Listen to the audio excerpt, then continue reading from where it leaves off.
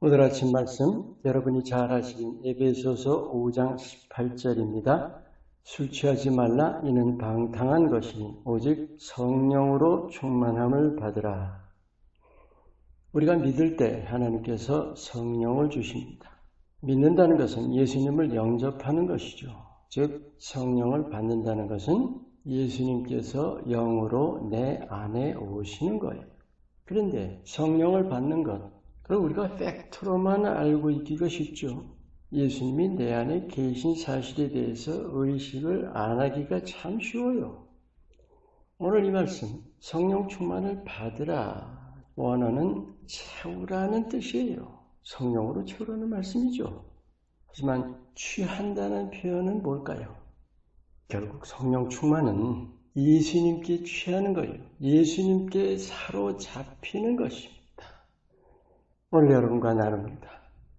성령 충만은 그 자체로는 누구나 원할 일이죠.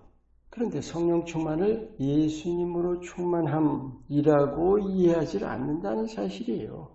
삼위일체, 성부, 성자, 성령이 한 분이에요. 그런데 알게 모르게 하나님 따로, 예수님 따로, 성령님 따로 그렇게 세 분을 대하듯이 대하는 분 참 많아요. 성령 하면 하나님 자신이 아닌 하나님의 능력이라고 여기는 거예요. 성령 받는 것은 능력 받는 게 아닙니다.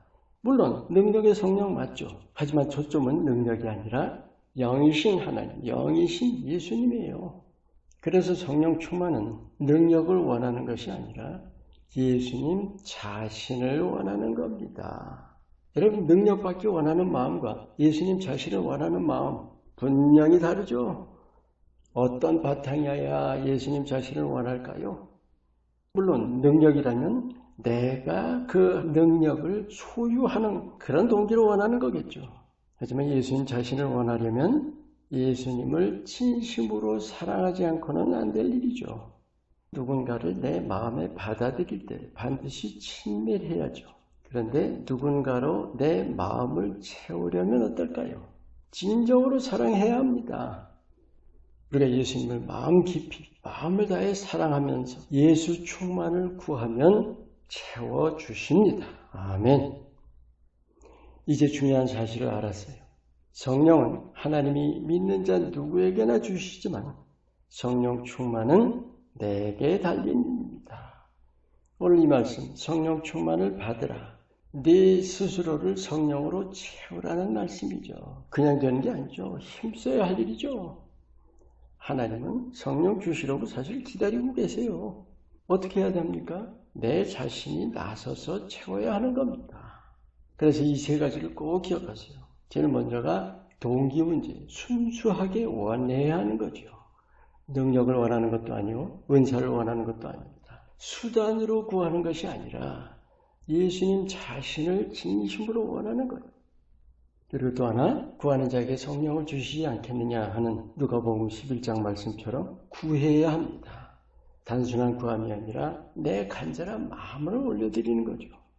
그리고 또 하나, 받고 끝나는 것이 아닙니다. 그 받은 성령을 지켜야 합니다. 오늘 이 말씀이 충만이라는 어떤 상태가 아니라 채워가는 거예요. 계속되는 거죠. 그러면 성령으로 채워진 만큼 그대로 유지될까요? 그것도 내게 달린 거예요. 성령을 받았다면 그 받은 성령을 내가 지켜야 합니다. 아니면 어떻게 될까요? 채워진 정도가 약해진다는 거예요. 왜 약해질까요? 여러분, 내 영과 육이 서로 반대인 사실 아시죠? 내 영은 성령 충만 원해요. 하나님께로부터 났어요. 하나님이 내 영의 친아버지시라고요. 얼마나 원할까요? 하지만 내 육은 어때요? 아무리 예수님이 함께 하셔도 육신으로는 함께 할 수 없어요. 그럼 어떻게 해야 성령을 지킵니까? 몸과 마음을 사로잡아서 그리스도께 복종을 해야 되는 겁니다. 세상적이고 욕심적인 모든 것을 내려놓아야 해요.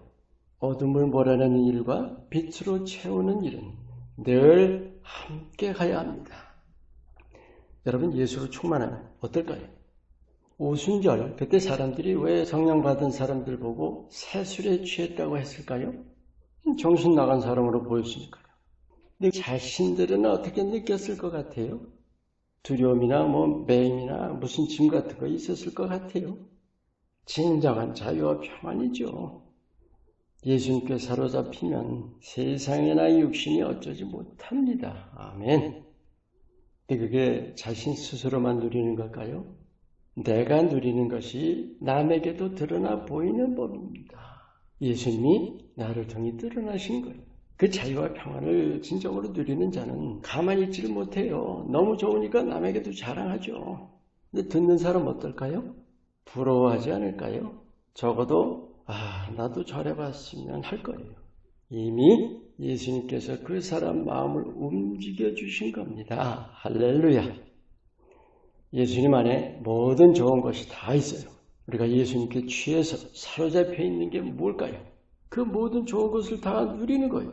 그게 사실 이 땅에서 천국을 누리는 거 아닐까요? 멀리 있는 일입니까?